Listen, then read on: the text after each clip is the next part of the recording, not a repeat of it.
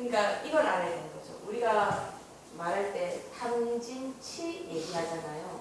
욕심, 화냄, 그 성냄, 어리석음인데 이거 안 갖고 있는 사람 있어요? 어느 정도는 다 가지고 있잖아요. 그래서 이걸 얘기를 할 때 때로는 욕심에서 성냄도 온다고 그래요. 내가 뭔가를 막 갖고 싶은데 못 가져. 그럼 우리 어떻게 해요? 화나지 않아요? 짜증나지 않아요? 그게 이 성냄이거든요. 그리고 또 어떻게 돼요? 내가 어리석다 보니까 이거 조금만 기다리면 올 건데 어떤 사람 성질 급한 사람들 막 차례대로 줄 겁니다 이렇게 하는데도 막 먼저 아니 왜 나는 혼자 안 주고 사람 먼저 줘요 막 이렇게 한다거나 몰라서 또 화를 내잖아요. 그죠? 그러니까 결국은 이 세 가지가 따로따로 있는 것이 아니고 다 같이 간다는 거예요. 그래서 이 세 가지가 없어졌을 때 이게 중생이 아니게 된다. 그렇게 말하는 거거든요. 근데 그러니까 사실은 중생이 아니게 되는 게 깨닫는다는 건데 우리가 십선업에서 그 불자가 지켜야 될 계로는 너무 어려운 계잖아요. 그렇지 않아요? 너무 어려운 계잖아. 그럼 어떻게 알아낼 거야? 완전 해탈하라는 소리네. 그래서 제가 이제 불자님들이 지킬 수 있는 정도에서 한번 설명을 드려보면 욕심이라는 것은 이 내가 갖고 있는 거에서 아까 얘기했던 불투도에서 말했던 거랑 같은 맥락인 거죠. 내가 갖고 있는 것에 대해서 감사하고 남의 것을 탐내지 않고 그리고 이걸 꼭 해야 돼 라기보다는 이번에 안 되면 다음에 하지 라든가 조금 더 느슨한 마음 있잖아요. 지금 꼭 해야 된다 라는 그런 마음을 좀 갖지 말라는 거죠.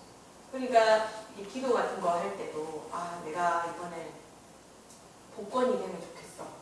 기도를 해. 복권 되게 해주세요. 복권 되게 해주세요. 이렇게 해요. 근데 그럴 때 나를 복권을 되게 하지 말라고 차례대로 복권돼서 맨 마지막에라도 죽기 전에 한번 되게 해주세요. 이렇게 하면 사실 모든 사람이 됐으면 좋겠다라는 말에 준하는 거잖아요. 내가 언젠간 되면 좋겠다. 좀 느슨한 그런 소원을 비나는 거예요. 근데 제가 얘기할 때 한 번씩 들은 얘기인데 우리 진짜 소원 잘 이루어질 수 있거든요. 사람의 이 힘이라는 건 굉장히 마음에는 힘이 있어서 내가 뭐 욕심으로 하든 아니면 그냥 내가 원하든 기도 열심히 하고 하면 원하는 걸 얻을 수 있어요. 근데 제가 아까 그 인연에 대한 얘기를 했잖아요. 인연이 됐을 때 자연스럽게 오는 것은 자연스러운데 뭐가 있냐면 내가 지금부터 기도하는 거야. 다음 생에는 저는 꼭 한 나라의 공주가 되고 싶습니다. 모두가 나를 떠받드는 그런 공주가 되고 싶습니다. 하면서 반드시 이루겠습니다. 라고 하면서 기도를 막 해요. 그럼 다음 생에 분명히 나는 공주로 태어납니다. 근데 복이 없잖아요. 그럼 망하는 나라 공주로 태어납니다. 공주는 맞잖아. 공주는 맞잖아. 근데 내 인연에 맞지 않는 거라니까 그런 망하는 나라 공주라던가 아니면 아주 코딱지만한 나라의 공주로 태어나서 뭐 공주라는 느낌이 별로 안 들고 다 남들 일할 때 나도 일해야 되는 그런 공주다 이러면 만약에 내가 기억을 한다면 전생에 내가 생각했던 그런 공주가 아니네 이렇게 기억한다면 그렇게 말하지 않겠어요. 그죠? 그러니까 우리가 뭔가를 할 때 이 욕심을 없앤다라는 건 뭐냐면 어떤 인연에 따른다라는 것을 어느 정도 깔고 소원을 하든 뭔가 원하든 해야 된다는 거예요. 그리고 지금 꼭 이거 아니면 안 돼! 라는 게 아주 좁고 편협한 마음 그런 걸 없애는 것이 제가 불자님들이 지킬 수 있는 탐에 대한 개라고 생각하거든요. 이게 사실은 뭐 결국은 자비랑 같이 이어지는 거여서요. 이제 뭐 더 설명 없어도 되겠죠. 그리고 이것은 욕심에서 성냄으로 갈 때 이제 그것이 이어지는 거죠.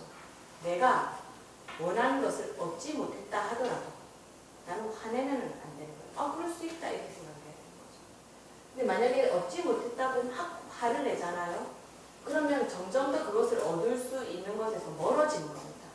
인연이 자꾸 가까이 오는 게 아니고 점점 멀어지는 거잖아요. 화를 내니까.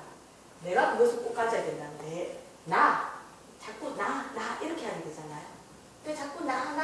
하다 보면은 같이 어우러져서 살아가는 이 세상에서 나만이 가장 중요하다라고 생각을 하게 되면서 화를 내는 거기 때문에 내가 얻을 수 있는 것과 점점 더 멀어지게 되는 거죠.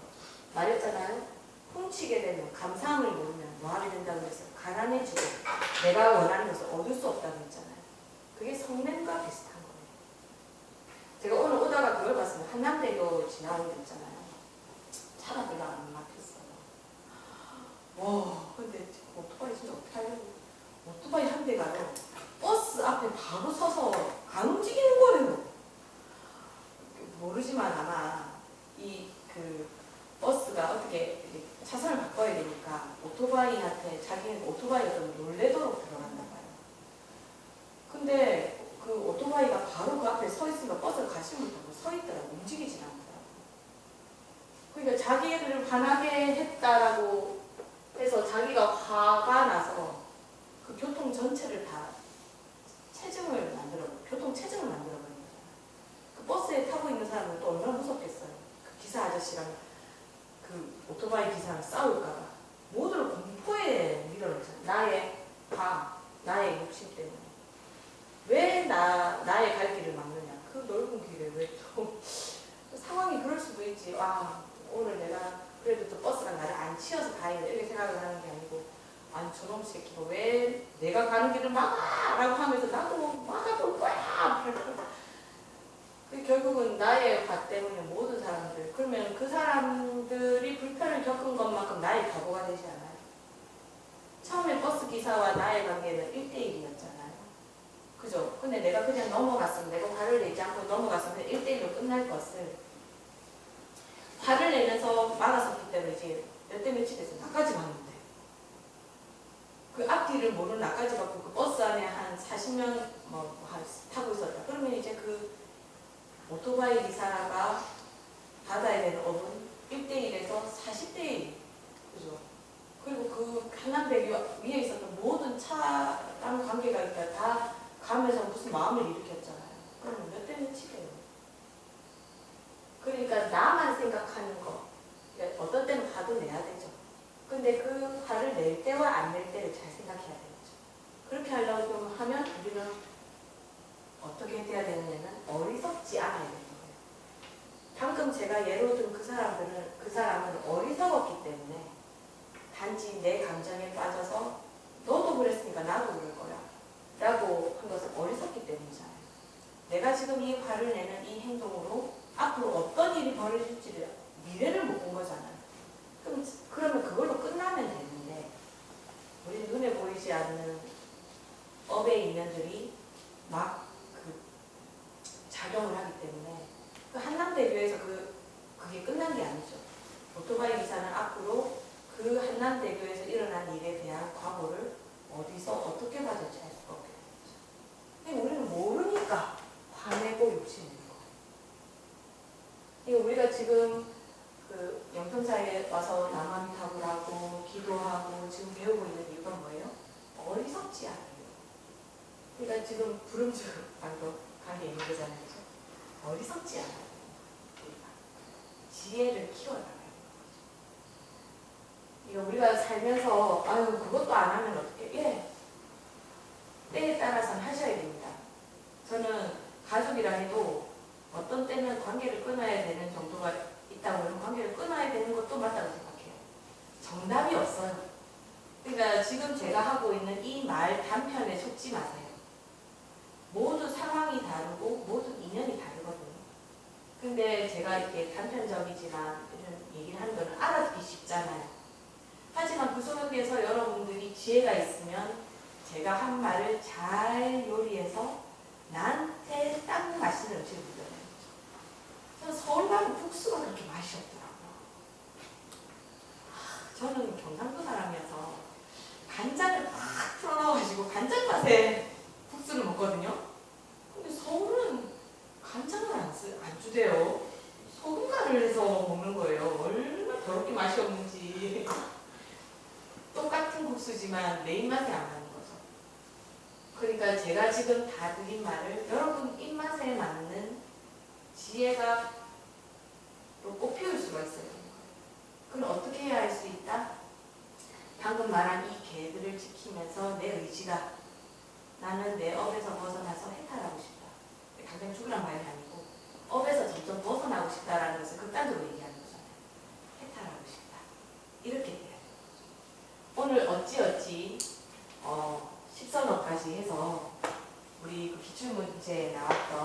그 개를 좀 다 설명했는데요.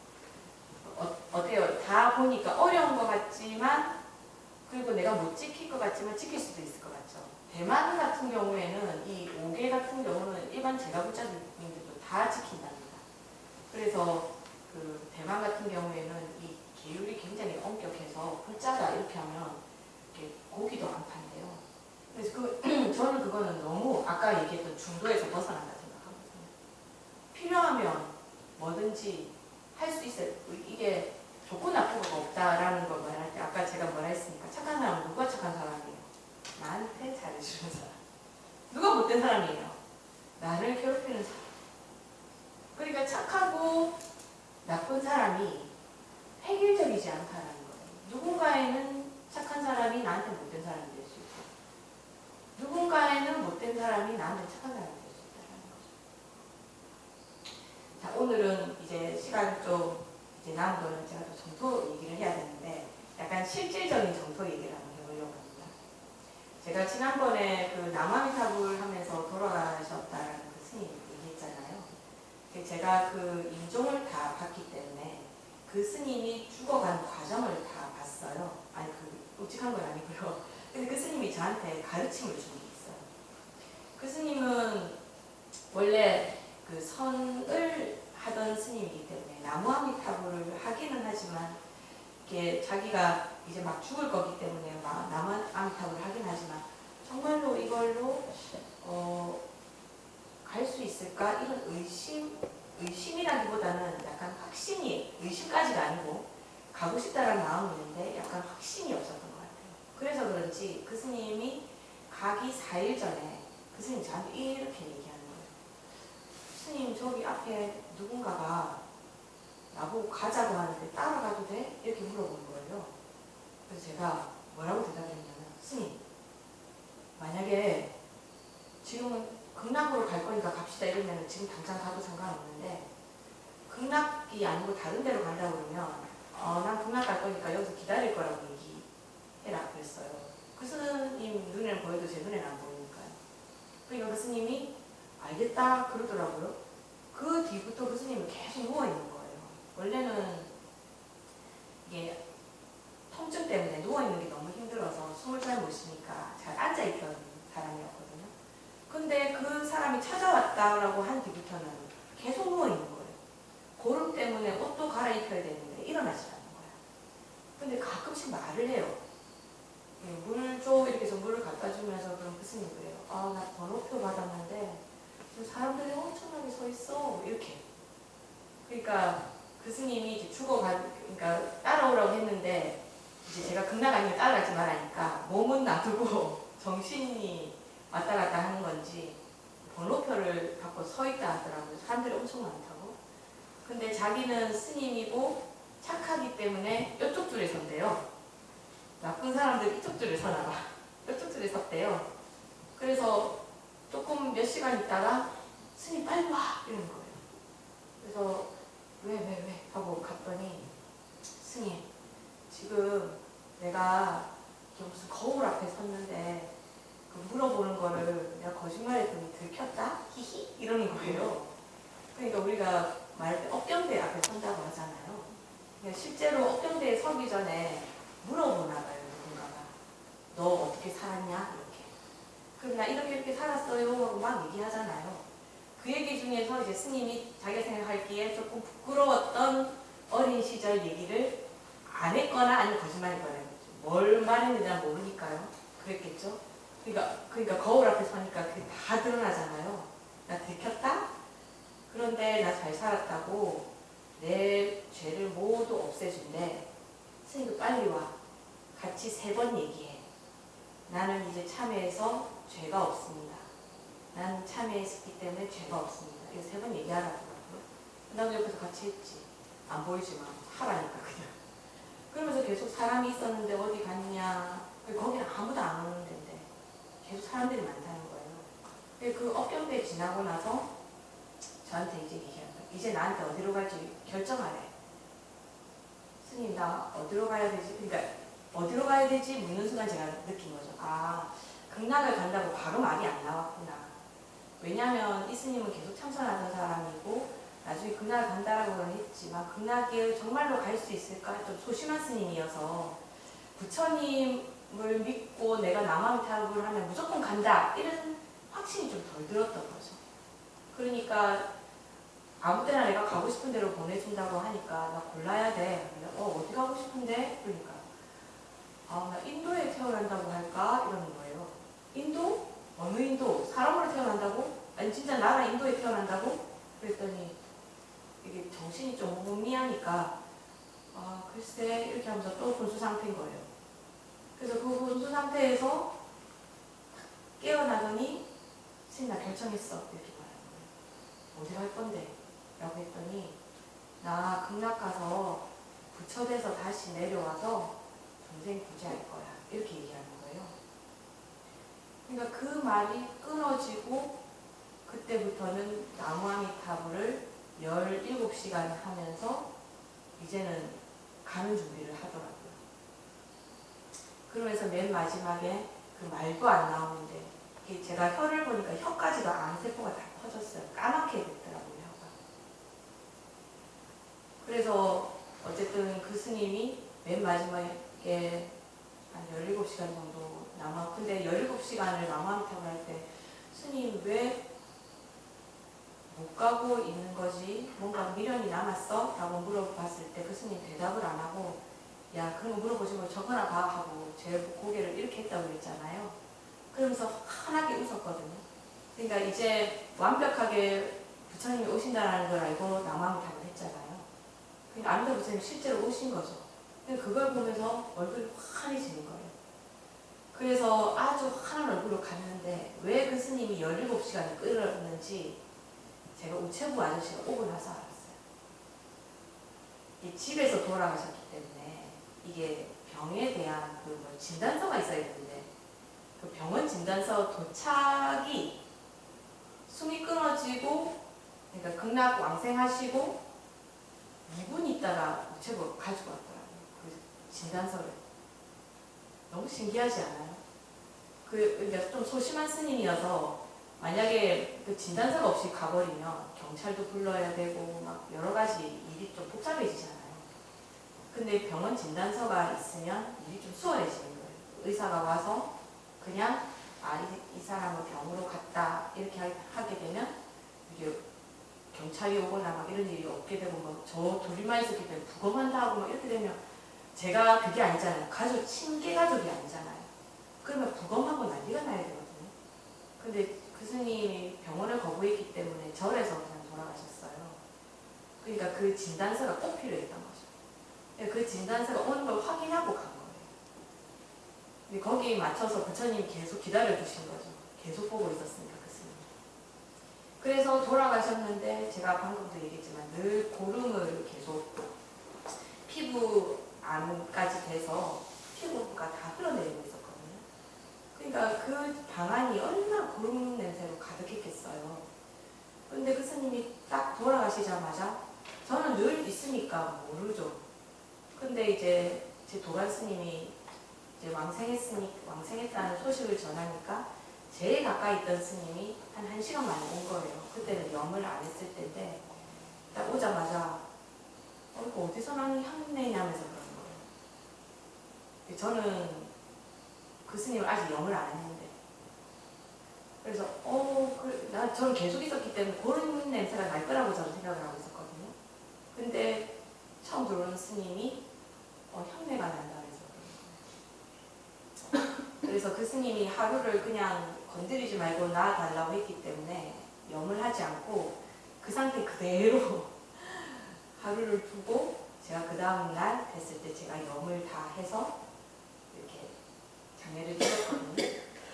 근데 이제 제가 염을 하니까 몸을 닦아야 되니까 다 보잖아요. 근데 또 깨끗한 거예요. 피부나 이런 게. 암이 있었던 흔적 같은 게 별로 안 보이는 거예요. 정말 저는 정말 나무아미타불 하게 되면 그러니까 아마 나무아미타불 하는 그 확신을 안 가게 되면 제가 지난번에 전시에 가서 500년을 있어야 된다고 했잖아요. 근데 아미타 부처님이 너무 자비로우신 분인 거죠.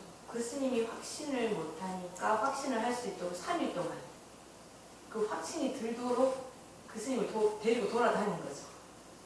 그러고 나서 확신을 딱 하고 나니까 바로 확답을 받고 너 정말로 어디 갈 거냐 라고 했을 때 나 극락 가고 싶어요 라고 하는 확답을 받고 가게 되는 거죠. 그러니까 여러분들도 나무아미타불을 하시면서 설마 그게 될까 그렇게 생각하시면 이 스님은 복이 있으니까 3일 동안 그 여정을 통해서 갈 수 있고 저도 옆에서 극락 가야지 라고 얘기를 해주니까 극락을 갔지만 물론 그래서 나무아미타불을 했기 때문에 변지라도 갔겠지만 500년을 또 변지에서 보낸다는 거 너무 아깝잖아요. 단번에 가면 좋잖아요. 그죠? 그래서 아무튼 제가 그런 경험이 있습니다. 그래서 제가 그 이야기를 듣고 경전에서 업경대에서 뭐 어쩌고 저쩌고 하는 것이 저는 그냥 뭐 일반적인 거라고 생각을 했는데 그렇지 않구나 라는 생각을 했고요. 그리고 데리러 온 사람이 저승사냐 사자냐 이렇게 물어봤더니 그 스님이 설명해 주는데 너무 웃겨요. 흰색 양복을 입었대요. 그러면서 이렇게 흰색 빵모자를 이렇게 딱 썼대요. 그래서 엄청 친근한 그냥 동네에서 만날 수 있는 굉장히 친근한 사람이어서 가자 하니까 별 무서움 없이 갈까 하고 나한테 물어본 거예요. 나한테 허락을 받으려고 같이 있었으니까